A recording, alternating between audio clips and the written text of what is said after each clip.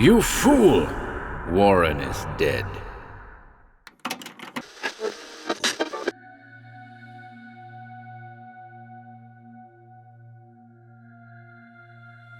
Welcome to HorrorBabble. We're back again today with a new recording of an older tale, another of my own stories, The Pit, which serves as a prelude to our forthcoming Underworld series, which commences on Wednesday. The story is loosely based on the Pretoria Pit disaster, which occurred in my hometown of West Orton in 1910. My granddad worked in the mines and related one or two disturbing tales back in the day. This story explores aspects of some of those tales. You can also find the story in my first ebook collection, Tell Me What You Know of Fear, which I've linked below. I hope you enjoy this one, folks.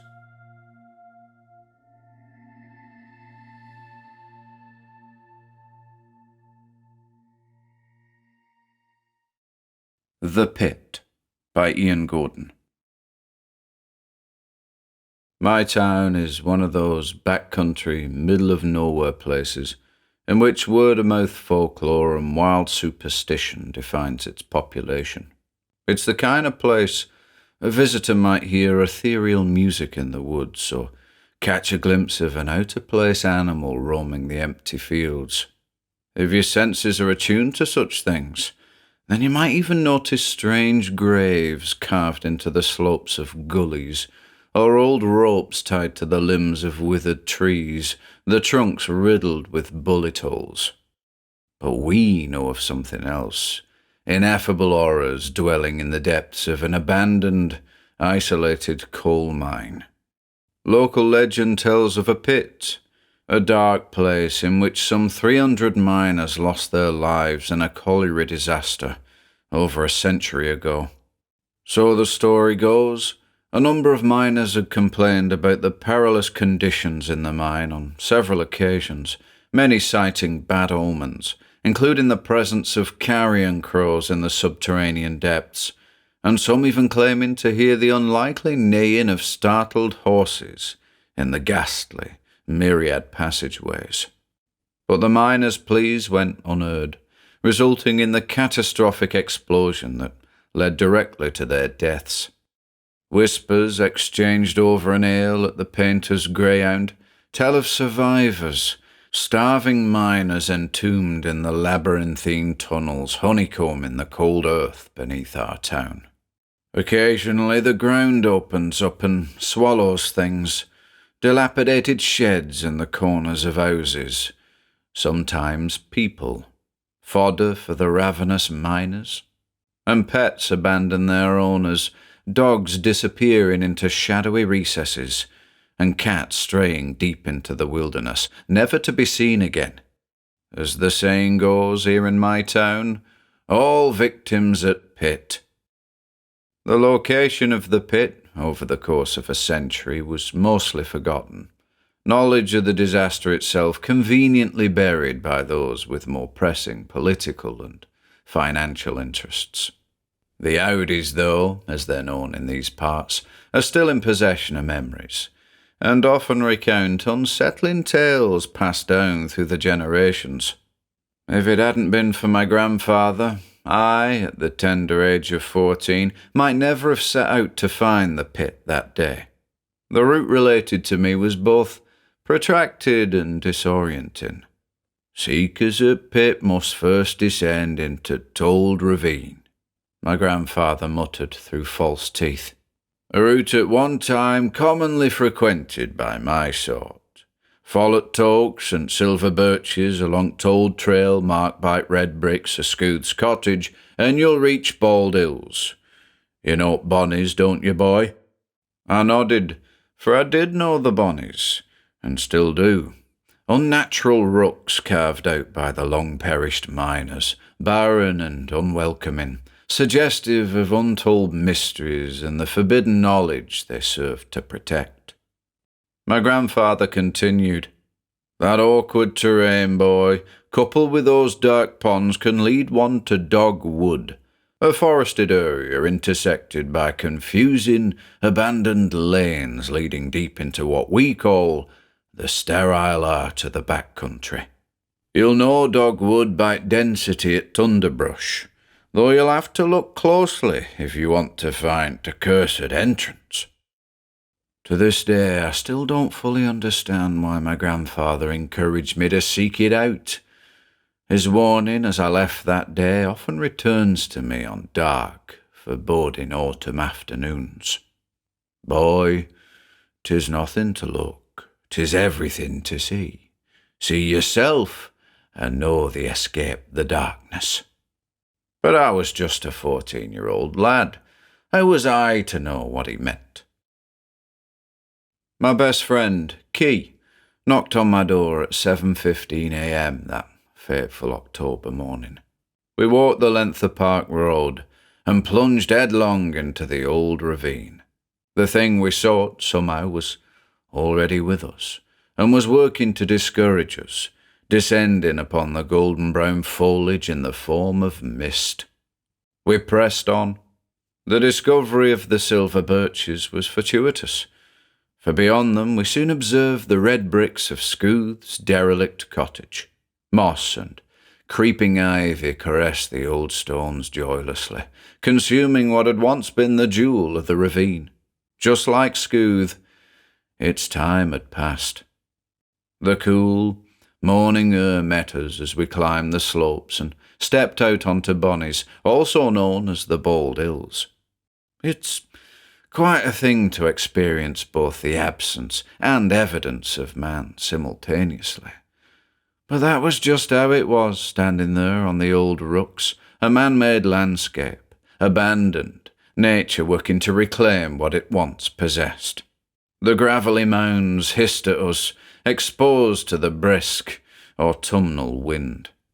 Key and I traversed the hills hastily, avoiding the ponds, motionless bodies of water concealing horrible depths rumoured to connect directly to the old tunnels, flooded passageways where the survivors were said to roam. In a moment of hesitation, we shuddered. We saw the tree line on the horizon, dense foliage forming a seemingly impenetrable wall. A cloud of mist hovered above the forest, threateningly. It whispered, "Turn back." But we didn't turn back. We happened upon that most sought-after location, Dogwood. Brushing the nettles and brambles aside, we discovered an old pathway, the tiniest amount of gravel still visible beneath the grass and weeds. Mist shielded much of what lay beyond, so we stepped onto the path and made the conscious decision to keep to it. Deeper and deeper we drove into the underbrush, working hard to clear the path of shrubbery and other hindrances, blind to the inherent dangers one should be aware of in the proximity of a disused coal mine. A capped shaft presented itself as such a danger, several rotten timber planks straddling its hideous mouth. Luck was to thank for preventing an unfortunate tumble into the blackness beneath. The remains of an old railway line brushed against our boots as we closed in on our destination, the innumerable limbs of large trees clawing at the rusty tracks zealously. Key was the first to note the change in the air, a staleness, a rancidity that had visibly affected the flora of the wood. As we neared its source, we saw fewer and fewer nettles, brambles, and ferns, vegetation in general seemingly afraid to flourish in what my grandfather had referred to as the sterile art of the back country. Withered trees stood defiantly, though the souls the roots might once have harboured had long since departed. Even the soil, gelatinous mud, had been affected by the otherworldly blight. And then we saw it, the great arch, marking the entrance to the site of the pit. The arch, an iron monstrosity, once beheld the name of the mine, though upon our observations the bold lettering had mostly eroded. 3 rust-nibbled letters remained. P-I-T. Trepidation begged us to flee, to return to the familiar comforts of home, The quiet town centre host to Margie's sandwich shop and Gilbert's newsagents, the ancient sprawling cemetery on Church Street, and Pollock's School for the Deaf under the willows on Grundy Street. Even the lone silhouette of Lightning Tree standing atop Broomhead's Hill was an image I would have happily traded for that of the dark, deathly visage of Deepest Dog Wood. We trudged onwards until we came upon the mere. It filled us with dread. My father, a regular up at the Painter's Greyhound, said the seniors often spoke of an old mere, a pond but a stone's throw from the pit. Allegedly, the old miners used to wash their hands and faces in it, steadily darkening the water with coal. Other kids, in times gone by, who had set out in search of the mine, had happened upon the mere. Alarmed by the shade of the water, most had turned back, though some strayed too near and were never seen again. One lad, the Audis would say, caught a glimpse of something strange in the still water, and in the grip of some inexplicable mania fled and threw himself into the pit. Witnesses, 2 of them, returned from the wood in a near catatonic state, claiming the lad was pulled into the mouth by dark, ashen hands. The lad, like the others, was never seen again, and there was no investigation into his disappearance. The Audis said the lad was cursed. That there mere's a flexion of that there pit. That lad should have kept his eyes off both. They's got for to see thyself if they wants for to live. Braver than most, Key and I approached the old mere and glared into the murky water. I swear to this day I've never seen water as dark. The face that looked back at me, a strange, warped version of my own, haunts me to this day. As for Key, he offered no description of what he saw in there. Stepping away from the mere, we scanned our immediate surroundings. Beyond a smattering of withered silver birches, a trail marked by a rusty chain-linked fence led to our destination. Tentatively we approached, mindful of the eroded metal fencing poking up out of the gelatinous earth, sharp and menacing. Some 15 paces further, and we were upon it. The pit. Blackened, charcoal-like trees loomed eerily above it, their poisoned limbs hanging limply, pointing towards the untold depths below.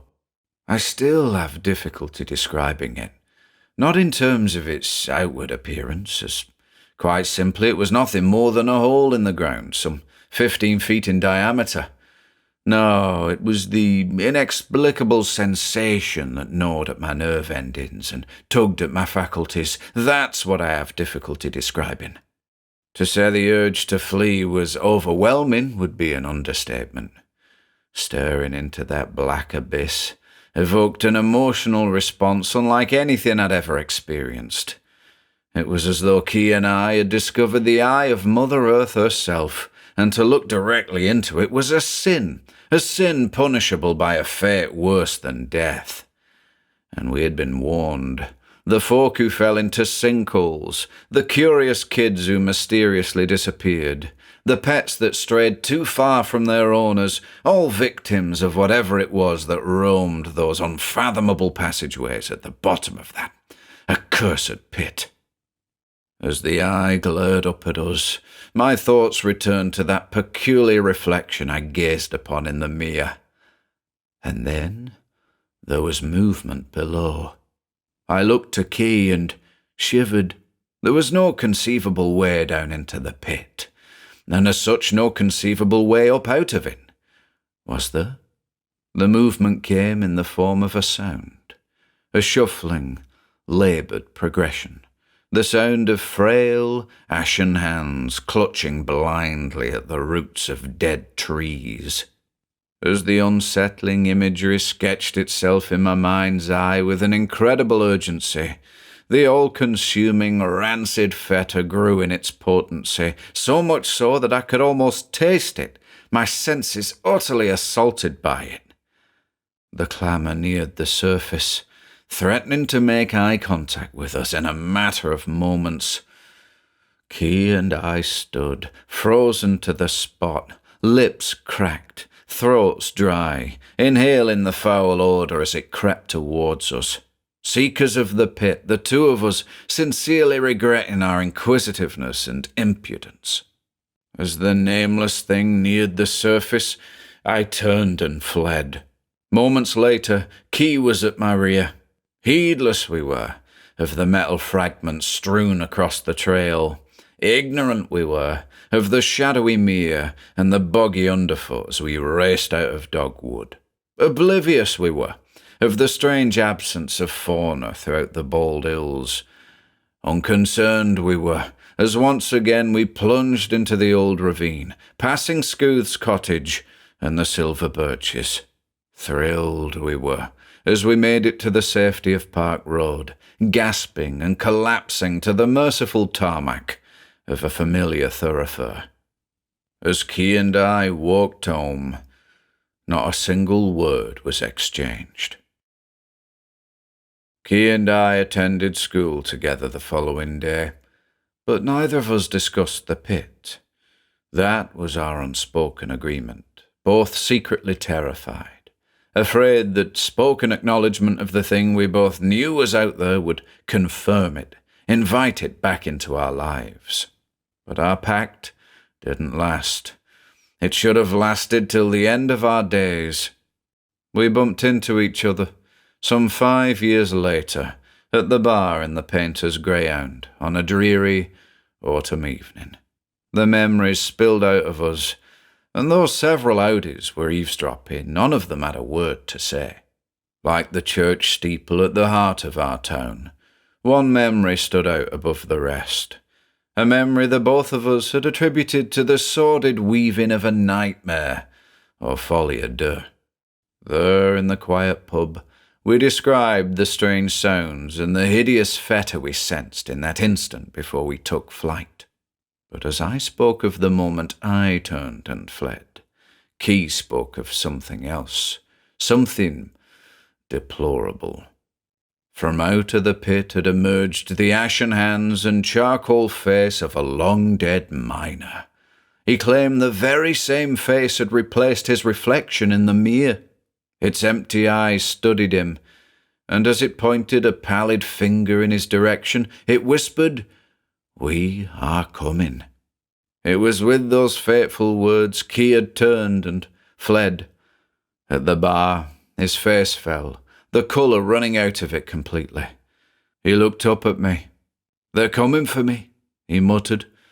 "I know it." The next day I received a telephone call. I recognised the caller as Daniel Tately, Key's younger brother. Daniel was morose, his voice but a whisper at the end of the line. There had been an incident at the Tately bungalow, one involving a sinkhole. I shuddered at the implications. The family had awoken in the early hours of the morning to a series of tremendous crashing sounds. Daniel and his parents, the latter of whom still refuses to discuss the incident, rushed to Key's bedroom, flung the door open and stood aghast as their son, brother, and my friend was dragged, kicking and screaming, into a gaping hole, malnourished, ashen hands clutching his head and arms. All this Daniel muttered in hushed tones. He spoke of Key's paranoia in the weeks leading up to the incident, an apparent preoccupation with the subterranean mines beneath our town, fears relating to the distant, muffled sound of pickaxes, and the latent idea that a nameless thing from the heart of the mines had spent 5 long years searching for him. In his mind's eye he had watched as it traversed the flooded depths, clearing collapsed corridors, looking for the precise location in which to dig hundreds of feet upwards. And he had listened as the encroaching clamour fueled his imagination, coupled with what Daniel referred to as an odour, an overpowering fetor that even the family had noticed in the days leading up to the incident. "It got him," Daniel said. and it had the pit, the occupants of the pit. Life in my town carries on. The few of us who remember such horrors exchange our tales in whispers over quiet ales in the painter's greyhound on chilly autumnal nights. Occasionally, I revisit that fateful moment Key and I gazed into that old mere. I saw myself. Key saw something else. As my grandfather once said, "Boy, 'tis nothing to look, 'tis everything to see. See yourself, and know the escape the darkness." Now, finally, I know what he meant.